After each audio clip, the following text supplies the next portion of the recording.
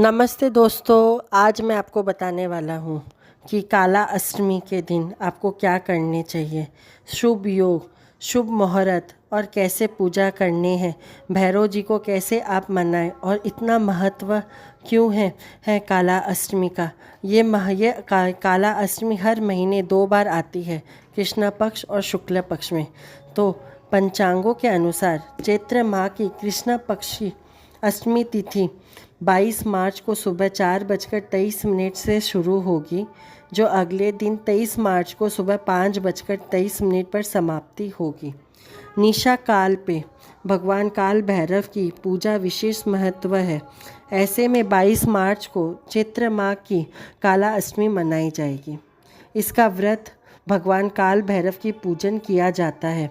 इस दिन यदि हो सके तो आप सुबह रात्रि को 12:04 पर शुरू होगी और यह मुहूर्त 12:51 में समाप्ति हो जाएगी। इतना महत्व क्यों है काला अष्टमी? काला अष्टमी का बहुत ज़्यादा महत्व इसके लिए है क्योंकि ये माता दुर्गा के भैरव काल भैरव को समर्पित किया जाता है। कहा यह जाता है शिव के उग्र रूप को भी काल भैरव कहा जाता है।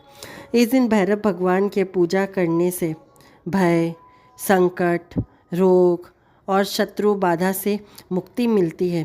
कहा यह जाता है काला अष्टमी का यदि व्रत किया जाए भैरव भगवान का नाम लेकर, तो भैरव भगवान आपके सारे संकटों को से आपको मुक्ति प्राप्ति देते हैं।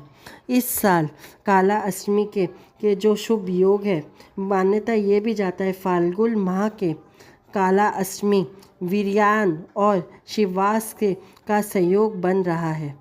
शिववास में काल भैरव की पूजा से साधकों को दोगुना फल मिलते हैं और साथ में ही रुके काम बनाते हैं भैरव जी। कहा यह भी जाता है इसके अलावा वह कौलाव कारण का संयोग भी बन रहा है। कहा यह जाता है इस योग में यदि पूजा की जाए तो भैरव भगवान तत्काल आपकी पूजा को सुनते हैं। भैरव भगवान की पूजा के लिए आपको सुबह उठकर आपको स्नान और करना चाहिए। यदि हो सके तो जल में थोड़ा गंगा जल मिलाकर स्नान करें। यदि आपके पास भैरव भगवान की मूर्ति या चित्र हो तो आप उनके सामने उनको नहलाए, वस्त्र पहनाएं। नहीं तो आपके आसपास कोई भी मंदिर हो, वहाँ पे आप भैरव भगवान के मूर्ति पे आप थोड़ा सा तेल से आप अभिषेक कर सकते हैं और उसके बाद धूप, दीप, फूल की माला, नैवेद्य आदि आप चढ़ा सकते हैं।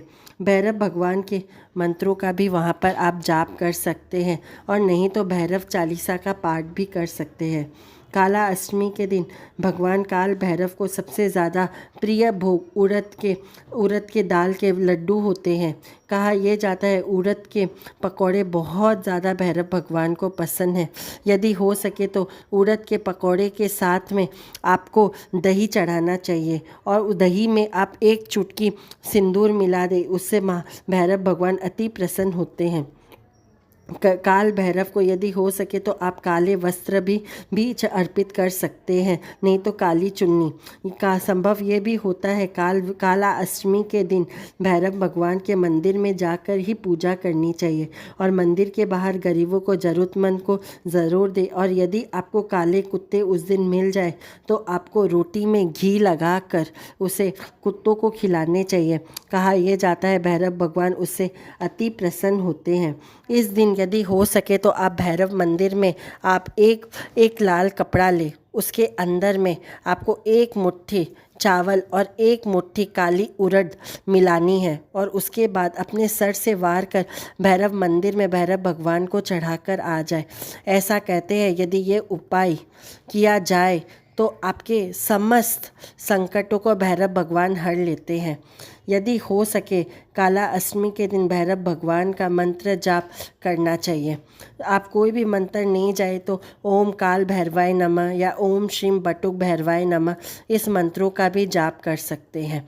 काला अष्टमी के दिन काल भैरव के सामने आपको सरसों तेल का चौमुखी दीपक जलाना चाहिए।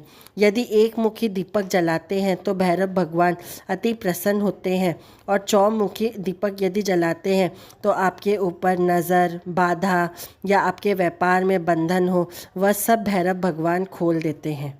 काला अष्टमी के दिन आप ज़रूर कि ज़रूर आप संध्या के समय भैरव भगवान के मंत्रों का जाप करें। नहीं तो आप मंत्रों का जाप ना कर सके तो भैरव भगवान के लिए आप सरसों तेल का दीपक ही जलाएं, परंतु जलाए ज़रूर। अष्टमी की रात्रि को भी बहुत ज़्यादा फलदायक होता है। इस दिन आप कोई भी मंत्रों का जाप कर सकते हैं। यदि आप ये सब कुछ भी ना कर सके तो भैरव भगवान को पकौड़ी और दही ज़रूर चढ़ाएं। इससे भैरव भगवान अति प्रसन्न होते हैं। और आखिरी में संध्या के समय आप भैरव भगवान का दीपक और जलाने के बाद काल भैरव अष्टकम का भी पाठ कर सकते हैं। कहा जाता है इसका पाठ करने से भैरव भगवान अति प्रसन्न होते हैं। यदि आपको ये वीडियो अच्छा लगा हो तो आप लाइक शेयर सब्सक्राइब ज़रूर करें। और इसके काला अष्टमी के दिन आपको क्या करने चाहिए इसका आप पार्ट 2 भी ज़रूर देखें, जिससे भैरव भगवान आपके सारे संकट दूर करेंगे। Stay tune. धन्यवाद। कमेंट में जय माता दी ज़रूर लिखें।